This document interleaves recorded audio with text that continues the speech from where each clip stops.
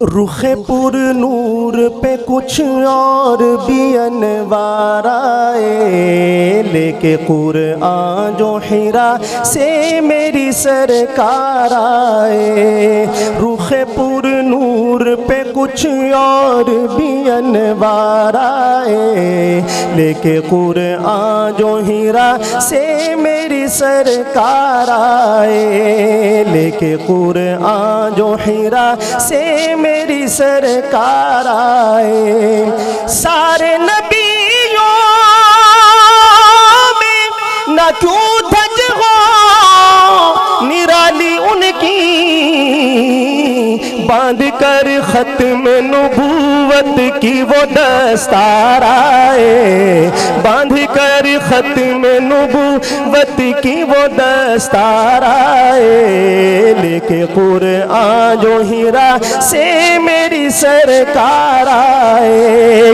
اہل دنیا کبھی دیکھا کوئی ان جیسا طبیب، اہل دنیا کبھی دیکھا کوئی ان جیسا طبیب، اہل دنیا کہیں دیکھا کوئی ان جیسا طبیب۔ سب شفا یاب ہوئے جتنے بھی بیمار آئے، سب شفا یاب ہوئے جتنے بھی بیمار آئے، لے کے قرآن جو حرا سے میری سرکار آئے۔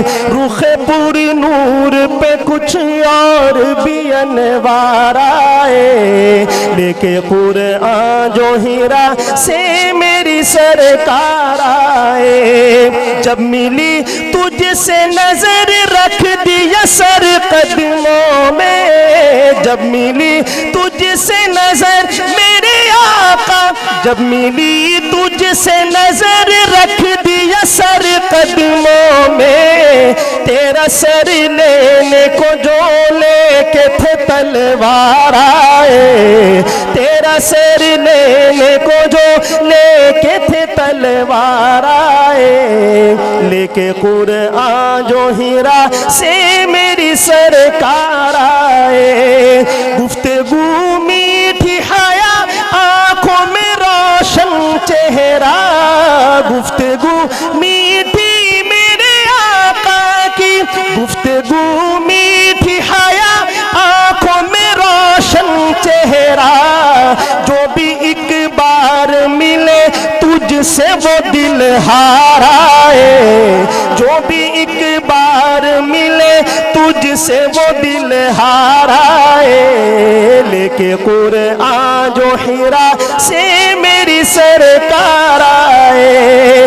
حشر میں نکلے وہ جب لے کے شفاعت کا علم، حشر میں نکلیں گے میرے آقا، حشر میں نکلے وہ جب لے کے شفاعت کا علم، سب پکارو اٹھیں گے مخلوق کے غم خار آئے، سب پکارو اٹھیں گے مخلوق کے غم خار آئے، لے کے قرآن جو حرا سے میری سرکار آئے۔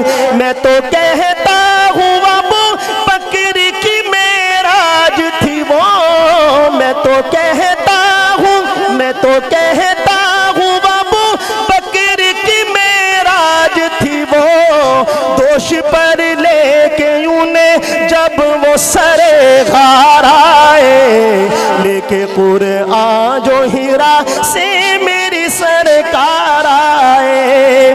اے امی ان کا کرم ہے کہ دل ان کا ہی رہا۔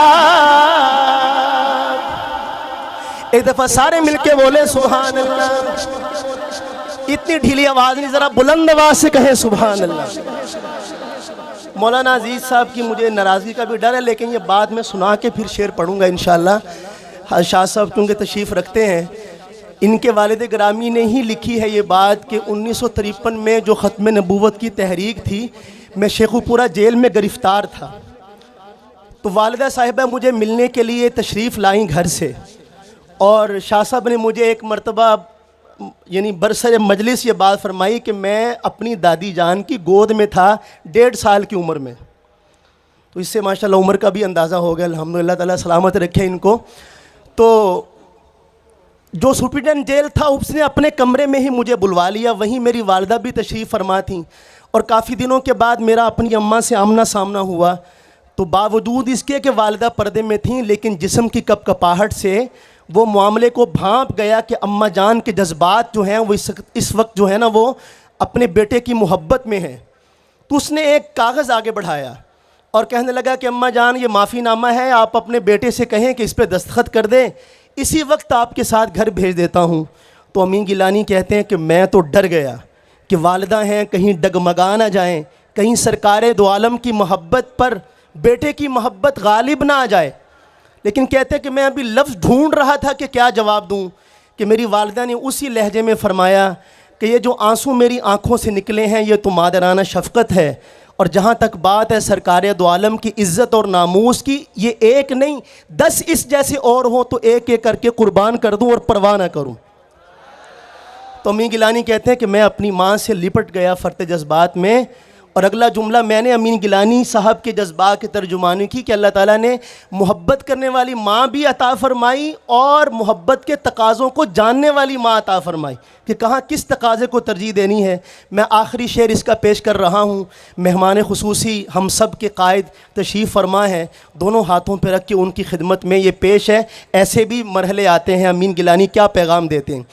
اے امی ان کا کرم ہے کہ دل ان کا ہی رہا, اے امی ان کا کرم, ان کا کرم, اے امی ان کا کرم ہے کہ دل ان کا ہی رہا, ورنہ دل لینے کو کتنے ہی خریدار آئے, ورنہ دل لینے کو کتنے ہی خریدار آئے. لے کے قرآن جو ہیرا سے میری سرکار آئے, رخ پر نور پہ کچھ اور بھی انوار آئے.